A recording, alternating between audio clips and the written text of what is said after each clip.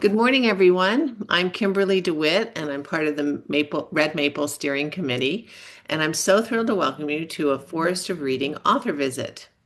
Each year, we have the incredible privilege of meeting a brand new group of authors, and this year's lineup is truly inspiring. We know that thousands of students tune into these sessions every year, and we are so happy that you're here. Today's session will have two parts. First, our nominee will share their presentation, and then we'll open it up to a Q&A so we can get to know the author and their work a little bit better. Don't forget, voting for all Forest of Reading Awards happens in April, and our 2026 Forest of Reading Festival and Digital Awards ceremony is May 12th to the 14th. You can find out all the information at forestofreading.com. Now let's get started. We are delighted to have with us Jessica Vitalis, author of Unsinkable Cayenne and nominated for the Red Maple Award. Jessica has written 4 novels for young people, and her first 3 novels, Wolf's Course, The Wolf's Curse, The Rabbit's Gift, and Coyote Queen, all intersect fantasy and magic with the real world. Her latest novel, Unsinkable Cayenne, has incorporated Jessica's love for poetry and has been nominated for no less than 9 awards, including our very own Red Maple Award. So please give a warm welcome to the Forest of Reading nominee, Jessica Vitalis. Over to you. Thank you so much, Kimberly. It's so nice to be here. I have a presentation for everybody today, so if you'll bear with me for just a moment, I'm going to share my screen, and then we can just jump right in.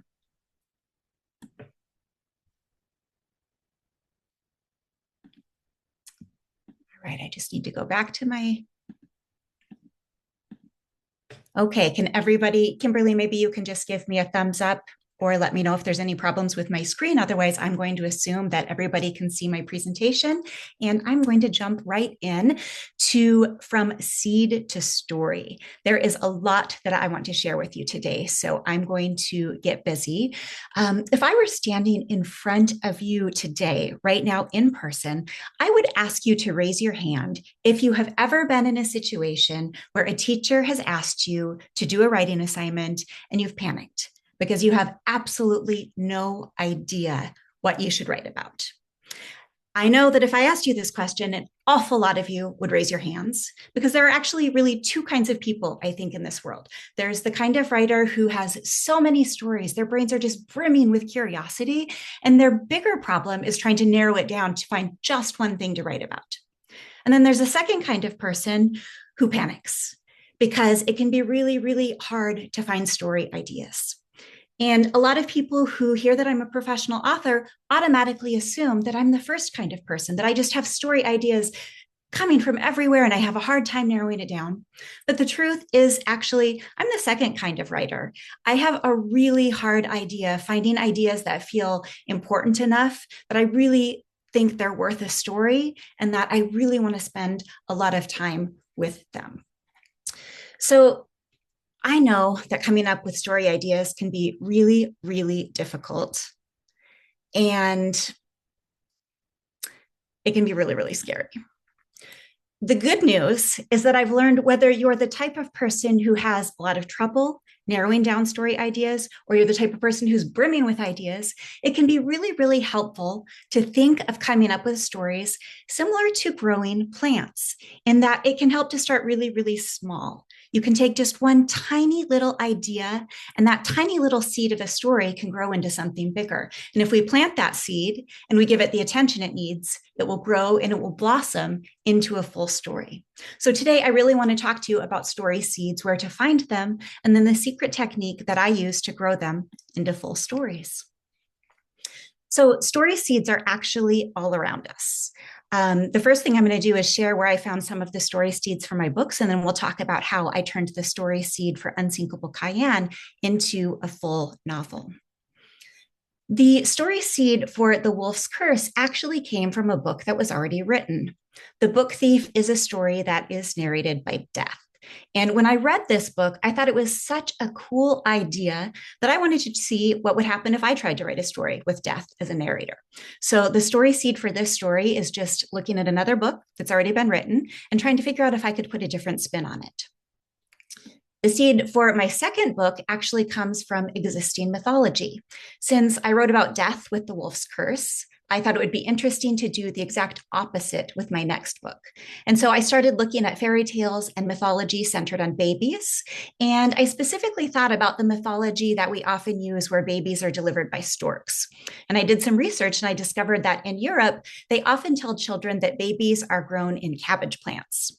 So I combined these two different sets of mythologies and I turned them into a book about human babies born in cabbage like plants and being delivered by rabbits in exchange for the carrots the rabbits need in order to survive.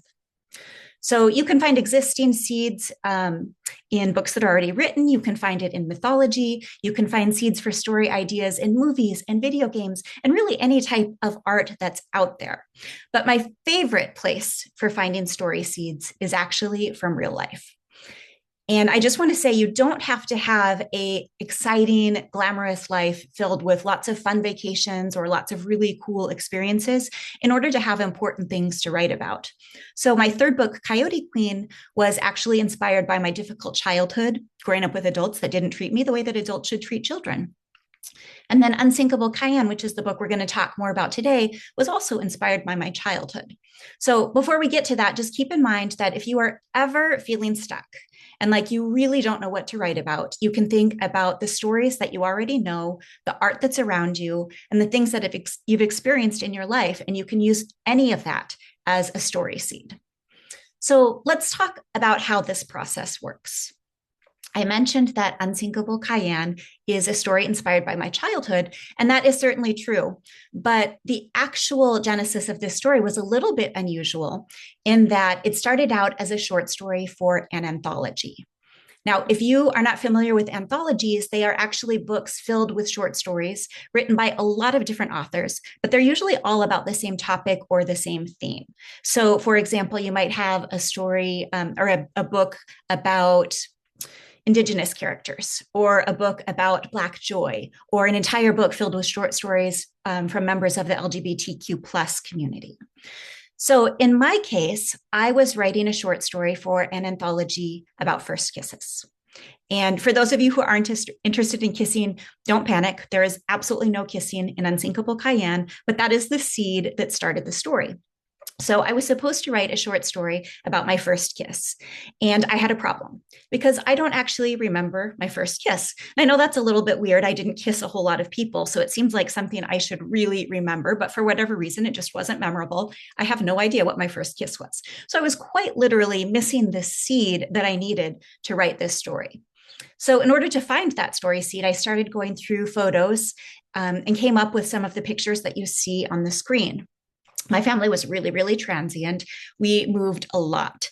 In fact, we moved almost 24 times before I even reached fourth grade. So we lived in the one-room cabin that you see on the screen that didn't have any electricity or running water. We lived in the trailer that you see sitting beside it. At one point, we lived in a school bus. We just had all these really bizarre and weird situations. And my family was very, very poor. So as I was going through the photos, I also came across this picture of the dog that you see on the screen.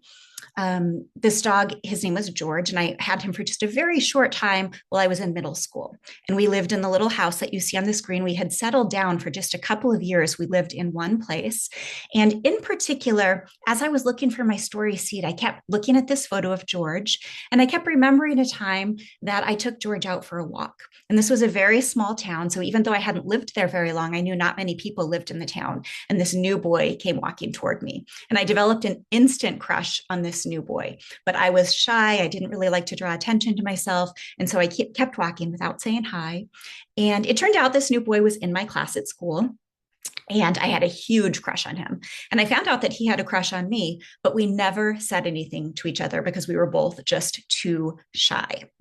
So remember, we are thinking about how to grow story ideas. I decided that I was going to pull out my very favorite tool for growing story ideas. You can take absolutely anything and turn it into a story idea by asking this one very simple question. That question is, what if? I know it sounds really, really simple, but I promise if you apply what if to almost anything in your life, any of the art books we've talked about, you can turn it into a story idea. So as I was trying to come up with the idea for that first kiss, and I was staring at the blank page, and I was thinking about that walk with George and the cute boy who was definitely not my first kiss, I decided to pull out that tool and I asked myself, what if he had been my first kiss? And so I sat down and I wrote a short story about what would have happened if I had worked up the courage to say hi to that boy that day and how that might have turned into my first kiss. And I sent that short story off to my critique partners. These are people who read my work and they give me feedback on what is working really well and what maybe needs some improvement. And they really liked the story. And so eventually it got sent out to publishers, and it got sent to the publisher of the books I had already written. And she got back to me and she said, we don't publish anthologies, so I'm not interested in the anthology, but I really loved your short story. And if you want to turn that into a novel, I would be really interested in seeing it. So this was great news because remember, I'm somebody who can have a really hard time coming up with stories. And it also can be really hard to get published. There's an awful lot of people who want to publish books, and each publisher really only picks usually a couple of stories each year. So it can be really, really competitive. So this was really exciting that I had a publisher already telling me they were interested in this story.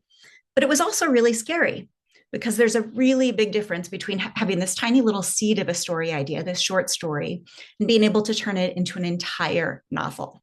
So luckily, I had already written several books by then, and I knew that if I went back to my trusty what if question and I started playing around with the short story I'd written, it would eventually blossom into a story. So I took my little story about first kisses and I started asking what if questions, and I started to ask things like, what if the story isn't about kissing at all? What if I wrote a story about a girl who's traveling the United States in a really embarrassing sticker covered van with her hippie parents? And what if her family finally settles down and they live in a house that was very much like the house my family settled down in? And what if she develops a crush on a boy she sees out walking her dog? And then I asked myself, what if that boy is really, really rich and she's super poor, and so she doesn't feel like she deserves his attention?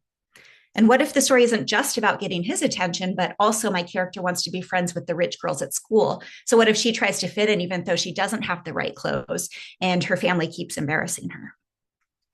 So the idea is to keep asking these what if questions until you have the basic building blocks of a story. And I generally know if I've asked enough questions, if I have all three building blocks. And what I consider to be the building blocks of story are number one, character. So, do I have a character who's interesting, who my readers are going to care about, and who I want to spend time with? The second building block of story is plot. What I mean by plot is, do my characters have something to actually be doing on the page of the story? And usually that means I give my characters some kind of goal, something that they can be working toward, and that also gives the reader something to cheer for. And then three is theme. Do I have something that I'm really interested in exploring or some message that I want to share with my readers? Now, when it came to Unsinkable Cayenne, I had a character because I knew the girl was going to be a young Jessica. And I had identified my plot. My main character was going to try to make friends with the rich kid and to get the attention of her crush. And I had a theme, this idea of exploring why my character thought the rich kids were more important than she was and why she wanted their attention. And also kind of how she thought that maybe simply living in one place would help her build a normal life and fit in. And so normally, once I have these three things, character, plot, and theme, I kind of generally feel like, okay, it's time for me to start doing some writing. I think I can build this story out. But when it came to Unsinkable Cayenne, I actually had one more thing that I needed to work out. So I really wanted to set this story in 1985 because that's when I was a kid. And I kind of wanted to incorporate some historical elements from my childhood. But in publishing, publishers tell us that kids your age, young readers, only want to read stories set in the current times. And the only way they will publish a book that's set in history is if it has something called a historical anchor. There has to be some reason that the story can't be told right now. There's something historical that makes it have to be set during that time. So, of course, my story, a story about a girl who doesn't fit in because her family is poor, is a story that could be told right now, right? There are lots of people still facing the same problems and challenges that I faced when I was a kid. So I know I had to find my historical anchor. And I did some research. And the first thing I did was sit down and Google what was happening in history in 1985.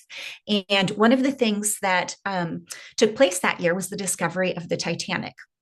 So, when the Titanic set sail on its maiden voyage in 1912, it was considered the fastest, most luxurious ship ever built. It was also widely believed that this ship could never sink. But for any of you who've watched the movie, you know that, of course, on its maiden voyage, it hit an iceberg and it sank. And the ship was missing for 73 years. Nobody knew precisely where the wreckage was located. So in 1985, the wreckage was discovered, and this was considered a really big, exciting thing. So I've always been interested in the Titanic, and I thought that would be really fun to include in my story. But again, I'm somebody who is kind of challenged when it comes to generating ideas and generating connections for stories. And so I knew that I had to start asking myself what if questions again. And one of the questions I came up with is this. What if my main character's teacher is obsessed with the discovery of the Titanic and he makes her learn all about it? So I knew that I wanted to incorporate this in my story, but I still wasn't quite sure what that looked like. So I decided to do some more research. And I came up with some really interesting facts. So I learned that the first class passengers on board the Titanic, the really, really, really wealthy passengers, had really fascinating lives. They had really fancy cafeterias and they were served very elaborate meals with several courses. They had beautiful staterooms. They had servants. They had their own washrooms. They even had a workout room and a swimming pool on board the ship, which was considered unheard of at that time. And then there were the third class passengers, the really, really poor passengers on board their ship. And they had a completely different experience. They had one dining room where they were fed very simple meals. They didn't have any choices. And they had these very small rooms where they were crammed four to a room. And then also, my very favorite fact from the Titanic is that there were actually 700 third class passengers on board the Titanic, and there were only two bathtubs for all 700 passengers. So I started to ask myself, what if questions again? And I came up with this. What if my main character uses what she learns about the different classes on board the Titanic to explore her own feelings about being poor? And once I figured out how to tie the Titanic into the themes of my story, then I knew that I had everything I needed to grow a full story. So, just by the way of recap, if you are struggling to come up with story ideas and you have no idea where to start, remember to just look for a tiny story seed. You can look at examples that are already in existence from existing books, from movies, from songs, from video games, and you can also look at your own life. Once you have that tiny little seed, just start asking what if questions until you come up with the building blocks of story, until you have an interesting character, until you have a plot that gives your character something to do, and until you have some kind of theme that you want to explore. And of course, the most important thing is that you don't give up, because I know it can be really, really overwhelming. But one last thing that I want to share with you before we close is that I actually wrote 6 novels over the course of 13 years before I published my first book. And then I ended up publishing 4 books in 4 years. So you don't have to be somebody who is really super creative, whose brain is filled with ideas. You don't have to be somebody for whom writing comes really, really easily. What you have to do is be really dedicated and be willing to put in the work and keep writing. And most important, make sure you keep your eye on just improving with each and every story that you write. So I am going to go ahead and stop sharing my screen, and then I think Kimberly is going to come back and we have a few minutes for some questions. Thank you so much, Jessica. I really feel like that was a great way for aspiring writers to kind of start where they want to start. Um, okay, so let me ask you a few questions that we had kind of in our back pocket. First off, for me, I'm kind of glad you didn't put it in the presentation, is your thoughts on, or if you want to explore to us, why you decided to write this one in as a series of poems rather than in prose?